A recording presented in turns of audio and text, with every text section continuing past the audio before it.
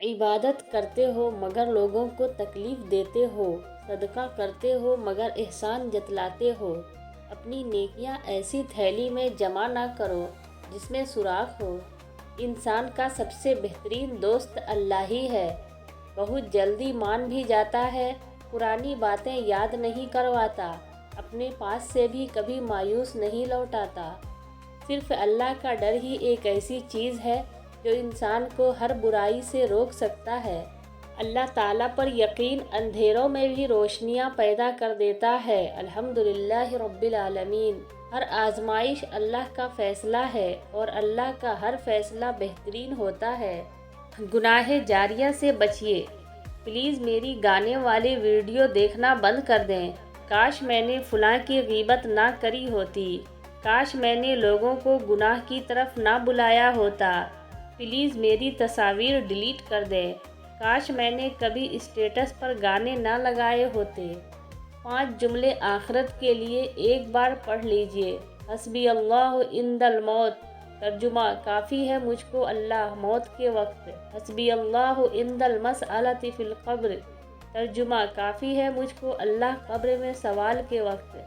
حسبی اللہ عند المیزان، ترجمہ کافی ہے مجھ کو اللہ میزان کے پاس یعنی ترازو کے پاس جس میں نامہ اعمال کا وزن ہوگا۔ حسبی اللہ عند الصراط، ترجمہ کافی ہے مجھ کو اللہ پلصراط کے پاس۔ حسبی اللہ لا الہ الا ہوا علیہ توکلت و الیہ انیب۔ حضرت علی رضی اللہ تعالیٰ عنہ نے فرمایا، زیادہ سوچنے سے بہتر ہے کہ استغفار کیا جائے۔ زیادہ سوچنا مشکلات کو بڑھاتا ہے اور استغفار مشکلات کا حل ہے۔ حضرت علی رضی اللہ تعالیٰ عنہ نے فرمایا، کپڑے، شکل اور زبان ہمیشہ جھوٹ بولتی ہے، انسان کی اصلیت وقت آنے پر پتہ چلتی ہے۔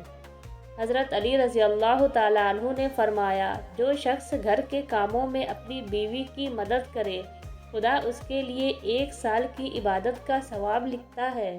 2 مخلص دل۔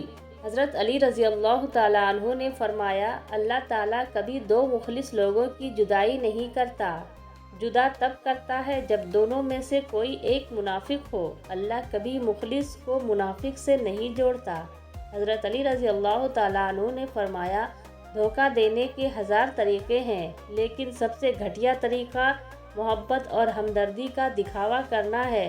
حضرت علی رضی اللہ تعالیٰ عنہ نے فرمایا، حق کے راستے میں سب سے بڑی سختی یہ آتی ہے کہ انسان تنہا رہ جاتا ہے۔ شوہر اور بیوی۔ جب شوہر اپنی روٹھی بیوی کو پیار سے مناتا ہے تو اللہ پاک کو اس کی یہ ادا بہت پسند آتی ہے۔ شوہر کے بغیر گھر۔ شوہر اگر گھر سے دور ہو تو لوگوں سے بھرا ہوا گھر بھی عورت کو ویران اور خالی سا لگتا ہے۔ بیوی کی ناراضگی۔ بیوی ناراض ہو کر شوہر سے بولنا چھوڑ بھی دے مگر شوہر سے محبت کرنا، فکر کرنا بھی نہیں چھوڑتی۔ خوش نصیب بیوی۔ وہ بیوی بہت خوش نصیب ہوتی ہے جس کی غیر موجودگی میں اس کا شوہر بے چین رہے۔ اچھے مرد کی کمزوری۔ ایک اچھا مرد پوری دنیا فتح کرنے کے بعد بھی اپنی ایک من پسند عورت کے آگے سر جھکا لیتا ہے، اسے کھونے سے بہت ڈرتا ہے۔ وفادار مرد۔ ایک وفادار مرد کبھی بھی عورت کو ملنے کا نہیں کہے گا، چاہے وہ پبلک پلیس پر ہی ہو۔ وہ ان لفظوں میں بات مکمل کر دے گا کہ مجھے آپ کی عزت زیادہ عزیز ہے۔ مرد کی محبت کی نشانی۔ مرد جس عورت کو دل میں رکھتا ہے اس پر دنیا کی نگاہ پڑنا گوارا نہیں کرتا، مگر جس کو دنیا سے نہیں چھپاتا اسے کبھی دل میں نہیں اتارتا، اور یہی ایک کلیہ عورت کو سمجھ نہیں آتا۔ دل سے اترنا۔ لڑائی جھگڑے کے بعد عورت کی خاموشی کا مطلب مرد اس کے دل سے اتر گیا ہے، اور مرد خوش ہوتا ہے کہ عورت دب گئی اور اس کی جیت ہو گئی، جبکہ اس کی ہار ہے کیونکہ وہ عورت کو ہار گیا ہے۔ مرد کی تربیت۔ مرد کی تربیت یہ نہیں کہ وہ اپنے ماں باپ، بھائی بہن کو خوش رکھے، بلکہ مرد کی تربیت کا تب پتہ چلتا ہے جب کسی کی لائی ہوئی بیٹی اس سے خوش اور پرسکون ہو۔ اے انسان، تمہاری خوبصورتی، تمہارا جمال، تمہارا حسن، جوانی کا نشہ، دولت کا گھمنڈ، تمہاری قابلیت کے چرچے، تمہارے ہنر، سب ایک دن ختم ہونے والے ہیں، تو غرور کس بات کا؟ کیا تم نے نہیں سنا؟ کلو نفس ذائقۃ الموت، ہر نفس کو موت کا مزہ چکھنا ہے۔ تم تخت و تاج کے مالک ہو یا خزانے کے، اے نادان انسان، یہ تیری آخری حقیقت ہے۔ یہ اوقات ہے میری اور تیری، پھر یہ تکبر کیوں؟ یہ حسد اور نفرتیں کیوں؟ ہر وقت ایک دوسرے کو نقصان پہنچانے کی تدبیریں کیوں؟ اے لوگو، دنیا کے تمام راستے قبرستان کی طرف جاتے ہیں۔ اللہ پاک ہمیں اپنے اوقات کو یاد رکھ کر زندگی گزارنے کی توفیق عطا فرما۔ نہ کوئی ساتھ تھا میرے، نہ کوئی پاس ہے میرے، میں تنہا تھا، میں تنہا ہوں، مجھے تنہا ہی رہنے دو۔ میری یہ ذات بھی مٹی، میری اوقات بھی مٹی، میں مٹی تھا، میں مٹی ہوں، مجھے مٹی ہی رہنے دو۔ واللہ خیر الرازقین، اور اللہ ہی سب سے بہتر رزق دینے والا ہے۔ نہ زندگی کی قضاؤں میں یاد رکھنا، نہ دل کی صداؤں میں یاد رکھنا، یہی تحفہ بہت ہوگا آپ کا میرے لیے۔ ہر نماز کے بعد اپنی دعاؤں میں یاد رکھنا۔ کاغذ کی کشتی تھی، مٹی کا کنارہ تھا، کھیلنے کی مستی تھی، دل یہ آوارہ تھا۔ کہاں آ گئے اس سمجھداری کی دلدل میں، وہ نادان بچپن ہی کتنا پیارا تھا۔ خوش نصیب ہوتی ہے وہ عورت جو کسی مرد کی محبت کی اکلوتی وارث ہو۔ ایسے شوہر یا ساتھی بنو کہ کل اگر اپنی بیٹی کا نصیب مانگو تو شرم نہ آئے۔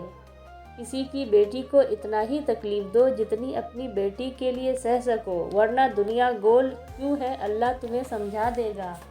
حضرت علی رضی اللہ تعالیٰ عنہ نے فرمایا، کبھی بھی لوگوں کی باتوں سے پریشان نہ ہونا، کیونکہ آپ نے اپنا حساب رب کو دینا ہے، ان لوگوں کو نہیں۔ حضرت علی رضی اللہ تعالیٰ عنہ نے فرمایا، بے فکر ہو جاؤ، اللہ مخلص دلوں کے ساتھ ناانصافی نہیں کرتا۔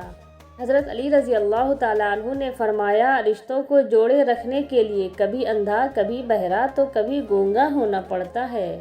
اور پھر میرے بابا نے کہا تھا، مضبوط بنو بیٹا، ماں باپ رحم کھا لیتے ہیں، دنیا والے نہیں۔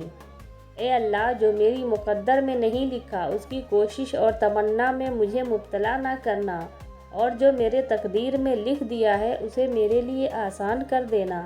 بیٹیاں تب بڑی نہیں ہوا کرتی جب وہ سسرال چلی جائے، وہ تو بڑی ہو جایا کرتی ہے جب وہ اپنی ماں سے چھوٹی چھوٹی دکھ اور بابا سے چھوٹی چھوٹی ضروریات کا اظہار بند کر دیتی ہیں تاکہ ان کو تکلیف نہ ہو۔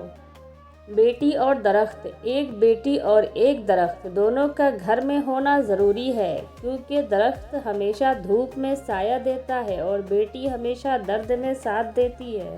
پسند کی شادی، بیٹی جب پسند کی شادی کا کہے تو اسے بے حیا اور برا نہ کہو۔ پسند کی شادی بیٹیوں کا حق ہے اور ہمارے نبی صلی اللہ علیہ وسلم کی سنت ہے۔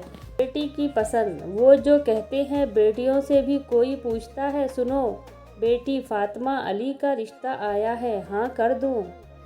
بیٹی کی ذات اگر مقدس نہ ہوتی تو حضرت محمد صلی اللہ علیہ وسلم کی اولاد کا سلسلہ بیٹی سے شروع نہ ہوتا۔ بیٹی رحمت کا دروازہ، بخشش کا ذریعہ، جہنم کی ڈھال ہے۔